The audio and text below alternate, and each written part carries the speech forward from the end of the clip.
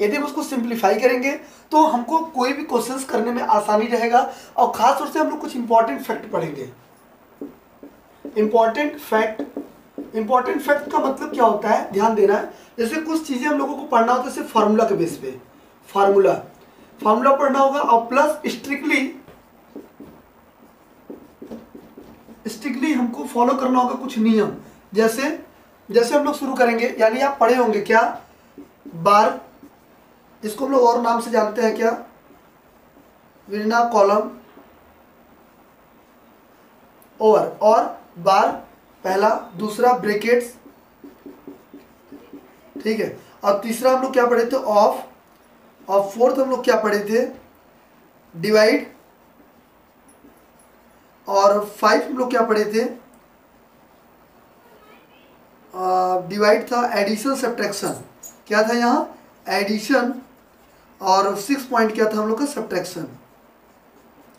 Subtraction.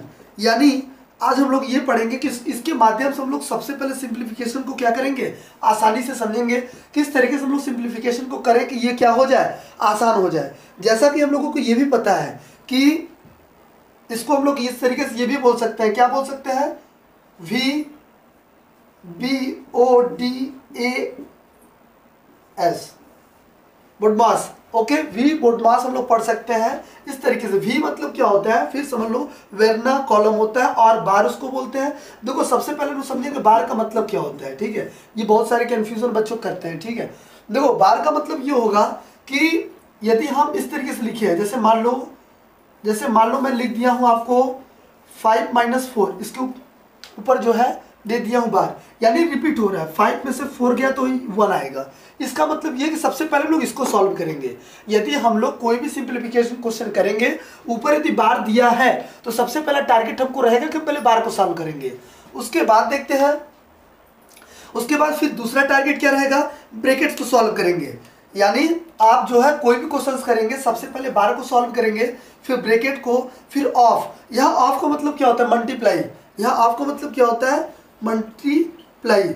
आप multiply करेंगे, divide करेंगे, एडिशन करेंगे और सब्ट्रैक्शन करेंगे। यानी ये सब के हेल्प की वजह से हम कोई भी क्वेश्चन आसानी से, वेरी स्ट्रिक्टली हम लोगों को फॉलो करना पड़ेगा, ये ध्यान देना, वेरी स्ट्रिक्टली। और एक बात और है, एक हम लोग पढ़ेंगे मॉडुलस।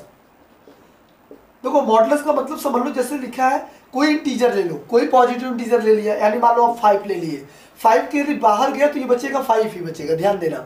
यदि मॉड ऑफ -5 ले लिया, क्योंकि भाई इंटीजर जो है पॉजिटिव होता है, निगेटिव भी होता है, यानी इंटीजर्स का कोई वेशभूषा यही कि प्लस में भी हो सकता है और माइनस में भी हो सकता है। तो ये हम लोगों को ध्यान देना है, इसको बोलते हैं मॉडुलस।